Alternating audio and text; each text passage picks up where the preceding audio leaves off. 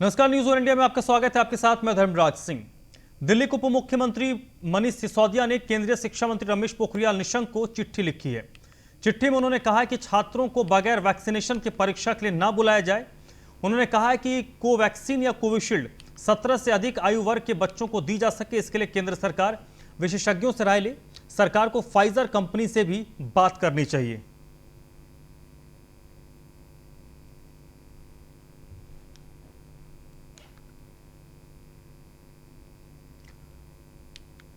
तो दिल्ली के उप मुख्यमंत्री और शिक्षा मंत्री भी हैं दिल्ली के मनीष सिसोदिया। उन्होंने केंद्रीय शिक्षा मंत्री रमेश पोखरियाल निशंक को एक चिट्ठी लिखी है और उनसे मांग की है कि बगैर वैक्सीनेशन के बच्चों को परीक्षा में शामिल करने के लिए ना बुलाया जाए। इस बात का उन्होंने जिक्र किया है और इसके साथ उन्होंने ऐड किया है कि विशेषज्ञों को इस बारे में कहा जाए, विशेषज्ञों से जानकारी ली जाए कि अभी जो 18 प्लस की आयु सीमा है क्या उसको घटाया जा सकता है, क्योंकि 12वीं के बच्चे अमूमन 15, 16, 17 साल के होते हैं। किसको अगर घटा दिया जाए तो बच्चों को वैक्सीनेट किया जाए। और इसको लेकर सरकार कोवैक्सीन है या कोविशील्ड है या फिर जो फाइजर है, किसी भी कंपनी के साथ बात कर सकती है। को सीधे प्रोक्योरमेंट नहीं दे रही है, तो केंद्र सरकार से कहो कि भाई देसी कंपनियों से वैक्सीन लेने।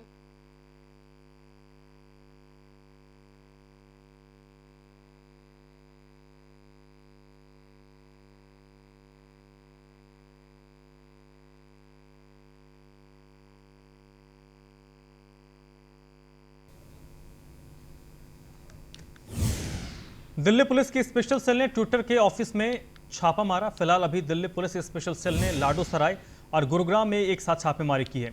दिल्ली पुलिस की स्पेशल सेल की टीम ने जांच के सिलसिले में सोमवार शाम दिल्ली और गुड़गांव में ट्विटर इंडिया के कार्यालय पर छापा मारा। अधिकारियों ने कहा कि कथित कोविड टूल किट मामले में छापेमारी की गई है।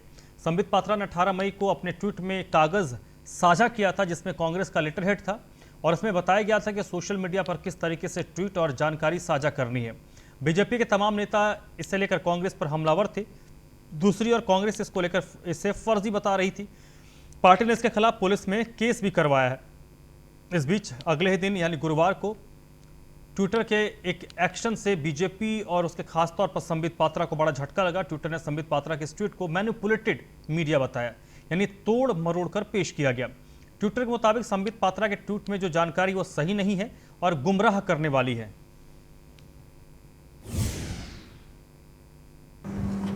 देखिए, उनके आने से हमारे पूरे स्टाफ को बहुत प्रोत्साहन मिला है और मुझे इस बात की बहुत प्रसन्नता है कि सर यहाँ से काफ़ी संतुष्ट होकर गए हैं और हमने अपनी पूरी यहाँ की तैयारियों के बारे में सर को जानकारी प्रदान कर दी है और किसी भी प्रकार की किसी भी समय की तैयारी के लिए हम लोग पूरी।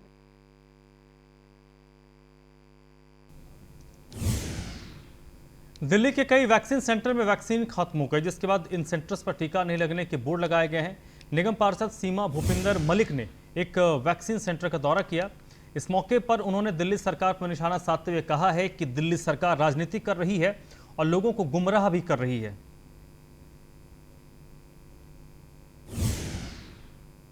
के बावजूद भी नहीं लगा, फिर कहीं और भेज दिए, वहाँ देखा तो वहाँ भी नहीं लगा और यहाँ काफ़ी देर से खड़े हैं कि भाई टीका किसी तरीके से लग जाए। अब बुजुर्ग आदमी हमसे इतना तो खड़ा हुआ जाता नहीं है, परेशानी जहाँ जा रहे हैं यहीं परेशानी हो रही है। तो ये पहली डोज थी आपकी कि दूसरी? नहीं सर, सेकंड डोज है हमारी। अच्छा, तो नहीं लगा? नहीं सर, सेंटर पे नहीं। यहाँ पर मैं कम से कम चौथे या पाँचवें सेंटर पे जा चुका हूँ, मुझे कोई टीके की फैसिलिटी नहीं मिली है। एक डोज मेरे को लग चुकी है, दूसरी डोज में आज मुझे पता लगा कि यहाँ सुबह मेरे आने पर मैं करीब 8:30 बजे आया। मैं अपने पिताजी को भी लेकर आया जिनके अपने आप में बात की है। ये 73 साल की उम्र है इनकी।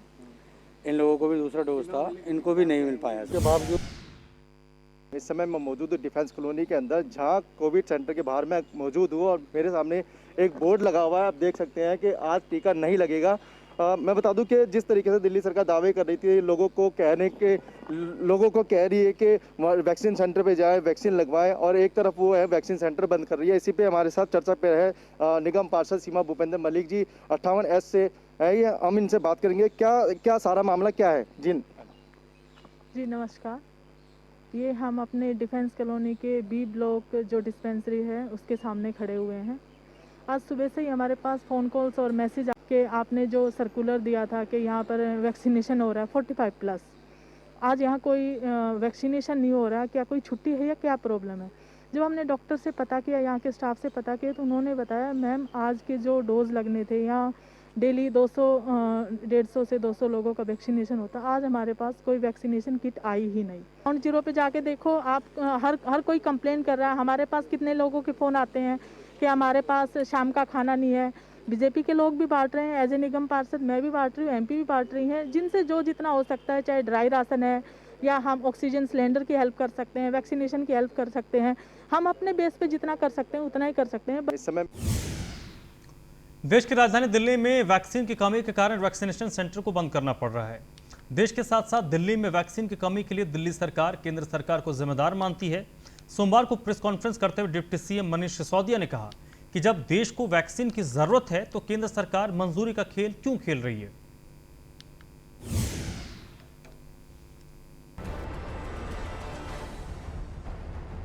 दिलवालों की दिल्ली में कोरोना के खात्मे के लिए लगाई जा रही वैक्सीन खत्म हो चुकी है और वैक्सीनेशन का काम ठप पड़ता जा रहा है।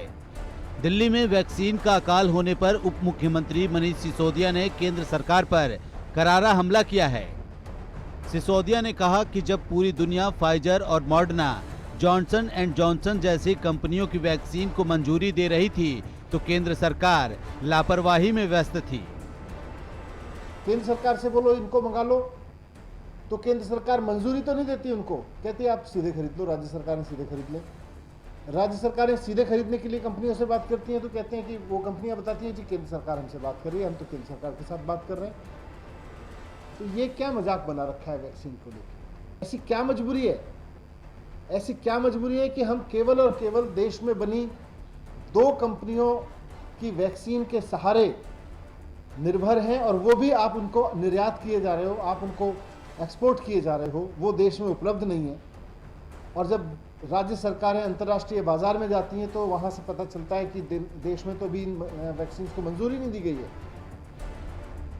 दरअसल वैक्सीन की कमी को पूरा करने के लिए केंद्र सरकार ने राज्यों को सीधे विदेशी कंपनियों से संपर्क कर वैक्सीन खरीदने की सलाह दे रखी है, लेकिन मॉडर्ना, फाइजर और जॉनसन एंड जॉनसन जैसी कंपनियों ने केंद्र सरकार के अलावा राज्यों के साथ सीधे लेन देन करने से मना कर दिया है।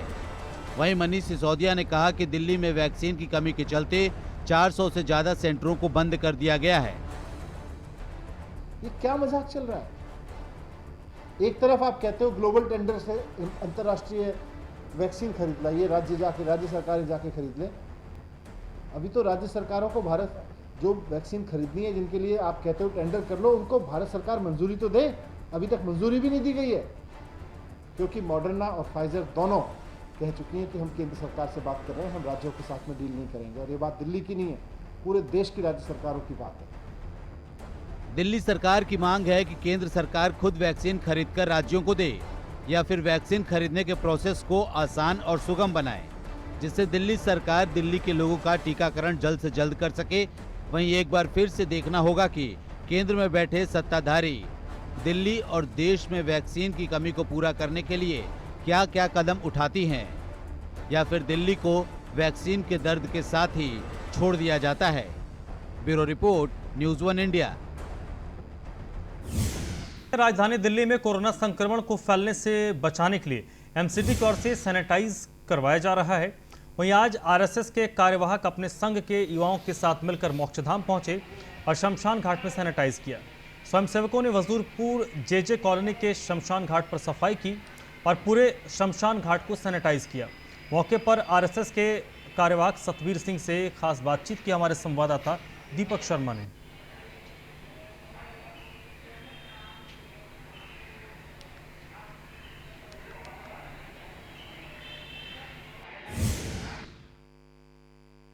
इस कोरोना काल में जहां लगातार एमसीडी की तरफ से गलियों को और अपने घरों को सैनिटाइज किया जा रहा है, उसके अलावा इलाके में जो है एमसीडी के कर्मचारियों द्वारा सफाई भी करवाई जाती है, लेकिन एक जगह ऐसी भी है जहां पर इस पर कोई ध्यान नहीं दिया जाता।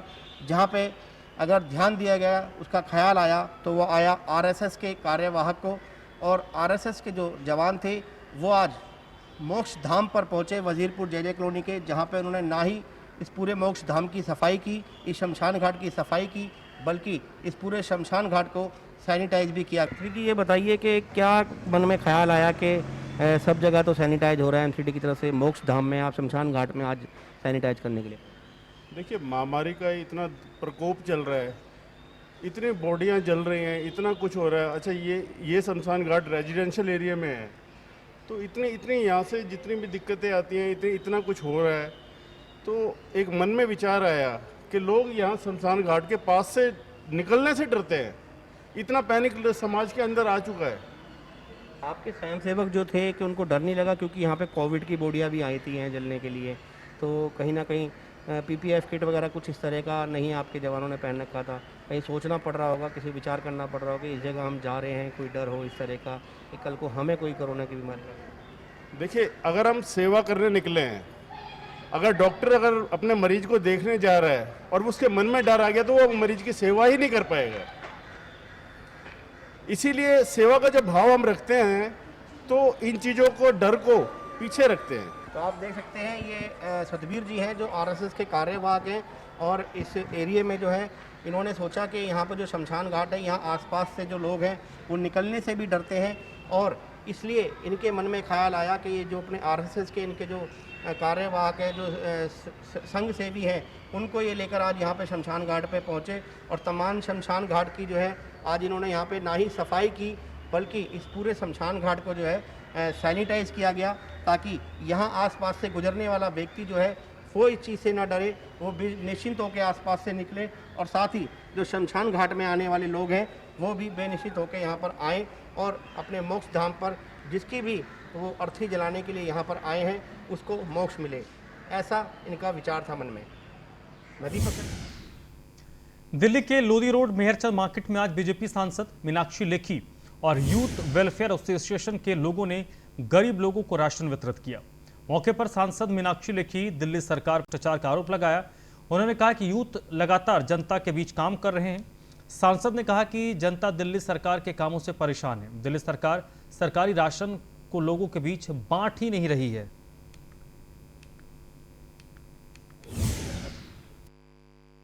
मैं मौजूद हूँ लोधी कॉलोनी के मेहरचंद मार्केट में, जहाँ आप देख सकते हैं जो लोकसभा सांसद बीजेपी के मीनाक्षी लेखी जी आए हैं, और वो यहाँ पर देख सकते हैं तस्वीरों के माध्यम से आपको दिखा दूं कि ये देख सकते हैं कि किस तरीके से यहाँ पर जो है जरूरतमंद लोगों को है वो राशन बांट रही है, जो कि मीनाक्षी लेखी हमारी लोकसभा सांसद यहाँ पहुंची है। यहाँ पर तकरीबन 1000 लोगों को राशन बट रहा है, जिसमें यूथ वेलफेयर एसोसिएशन के माध्यम से ये काम हो रहा है। राघव जो है वो हमारे इसके अध्यक्ष हैं। बच्चे लगे हुए हैं, तो शाबाश ऐसे होनहार बच्चों को जिन्होंने इतना अच्छा आयोजन किया और लगातार क्षेत्र में जनता के बीच में काम कर रहे हैं। राशन के लिए क्षेत्र से लोगों की डिमांड हमारे पास आती है। लोग लगातार मांग करते कि बहन जी आप हमें राशन भेजिए, और जब हम कहते हैं कि एफसीआई के माध्यम से इतने, और प्रधानमंत्री जी ने 80 करोड़ लोगों का जो भोजन है और राशन है वो फ्री किया है, लेकिन वो राशन कहाँ जा रहा है कुछ समझ नहीं आ रहा। और यहाँ तक कि उसमें जो सरकारी राशन है वो आटा चक्कियों पे जा रहा है, और जो खराब राशन है वो वहाँ से उठकर दुकानों में आ रहा है। तो लगातार इस तरीके का भ्रष्टाचार, अनियमित तरीके से काम होना, ये दिल्ली सरकार की पहचान बन चुकी है। वैक्सीन को लेकर दिल्ली में राजनीति गर्माती जा रही है। आज कांग्रेस पार्टी के दिल्ली प्रदेश अध्यक्ष अनिल कुमार ने प्रेस कॉन्फ्रेंस की है। इस मौके पर उन्होंने दिल्ली सरकार पर निशाना साधा। उन्होंने कहा कि प्राइवेट अस्पताल में वैक्सीन है तो सरकारी अस्पताल में वैक्सीन क्यों नहीं है। दिल्ली सरकार वैक्सीन को लेकर जनता को गुमराह कर रही है। अनिल कुमार ने यह भी बताया कि प्राइवेट अस्पताल में अगर वैक्सीन है तो उनसे जो मुनाफा हो रहा है वो किसकी जेब में जा रहा है। अगर दिल्ली की गरीब जनता को वैक्सीन नहीं मिल रही तो अरविंद केजरीवाल को उन प्राइवेट अस्पतालों से लेकर सभी सरकारी अस्पतालों को देनी चाहिए।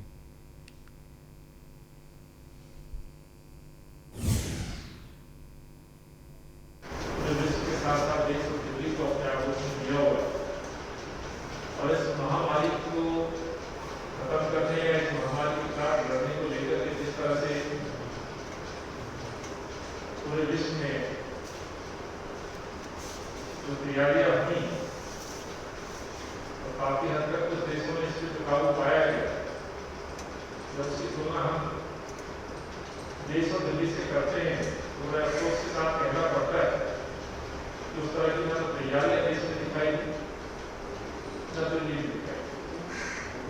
बल्कि इसके विपरीत सरकारों का गैर जिम्मेदार व्यवहार लगातार हमें देख पा रहा है। और यदि ऐसा नहीं होता तो मैं कोविड से प्रभावित यदि मैं मरीजों के आंकड़ों की बात करूं, मैं आपकी समझ मजबूत करूं, तो ये सच में नजर आता है। कोविड से संक्रमित यदि लोगों की हम बात करें तो आज के ताजे आंकड़े लगभग 2,70,00,000 से ज्यादा मरीज आज पूरे देश में हो चुके हैं। ये आंकड़े लगातार राजधानी दिल्ली में लॉकडाउन के कारण गरीब मजदूरों को भूखा सोना न पड़े, इसके लिए कई संगठन आगे आ रहे हैं। भारतीय बौद्ध संघ के राष्ट्रीय अध्यक्ष भंते राहुल ने नेतृत्व में आज झंडेवाला झुग्गी बस्ती में मजदूरों को भोजन वितरित किया गया। इस दौरान कोविड नियमों का पालन करते हुए हर व्यक्ति को सैनिटाइज किया गया और उसके बाद भोजन वितरित किया गया। आपको बता दें कि भारतीय बौद्ध संघ प्रतिदिन 1000 लोगों को खाना वितरित कर रहा है, जिससे किसी भी शख्स को भूखा सोना न पड़े।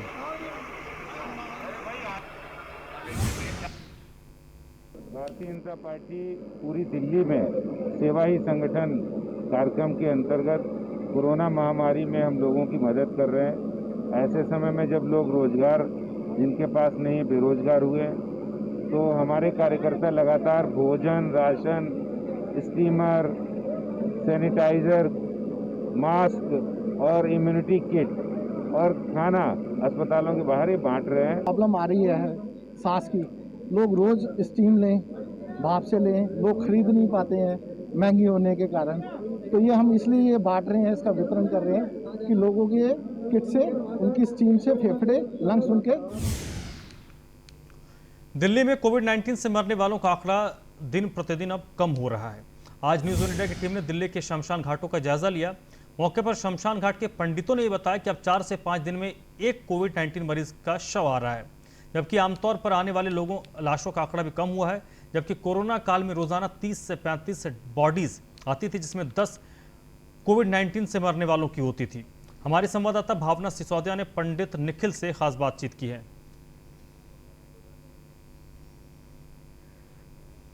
दिल्ली में एक वक्त वो भी था जब कोरोना महामारी के कारण अपने परिजनों का अंतिम संस्कार करने के लिए लोगों को 2-2 दिन का इंतजार करना पड़ता था। और आज जब न्यूज़ 1 इंडिया की टीम दिल्ली के शमशान घाटों पर पहुंची तो नज़ारा कुछ और ही देखने को मिला। अब की स्थिति क्या है? आपका नाम? निखिल जी। निखिल, पहले कोविड के टाइम पे जो शमशान घाट में डेड बॉडीज आती थी और अब जो डेड बॉडीज आ रही हैं उसमें क्या फ़र्क? पहले 25 बॉडी आती थी, उसमें 10 कोविड थी, 15 नॉन कोविड की थी। अब इसमें 3-4 आती है। कोविड के टाइम पे जो डेड बॉडीज आती थी, आप बता रहे हो 15 नॉर्मल थी और 10 कोविड थी, और कितनी डेड बॉडीज को आपको यहाँ से वापस भेजना पड़ता था? और 20-25 वापस हो जाते थे यहाँ से। 20-25 डेड बॉडीज वापस जाती थी। तो ये आसपास की डेड बॉडीज आती थी या कहीं और से? बहुत दूर दूर से आते थे यहाँ से। और अगर आज की स्थिति की बात की जाए तो आज की क्या स्थिति? आज तो सही है, 3-4 आती नॉर्मल, सही है।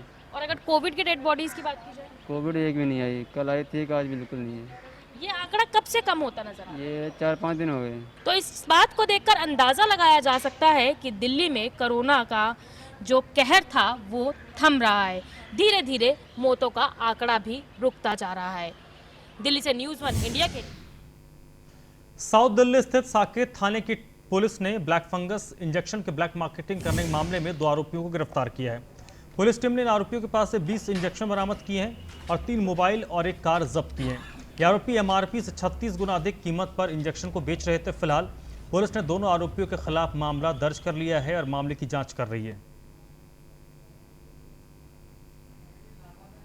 ब्लैक फंगस के इलाज में यूज़ किए जाने वाले इंजेक्शन एम्फोटेरिसिन बी के ब्लैक मार्केटिंग के संबंध में साउथ डिस्ट्रिक्ट पुलिस ने 2 लोगों को अरेस्ट किया है। ब्लैक फंगस के इलाज में यूज़ किए जाने वाले इंजेक्शन एम्फोटेरिसिन बी के ब्लैक मार्केटिंग के संबंध में साउथ डिस्ट्रिक्ट पुलिस ने 2 लोगों को अरेस्ट किया है। इस बुलेटिन में फिलहाल इतना ही।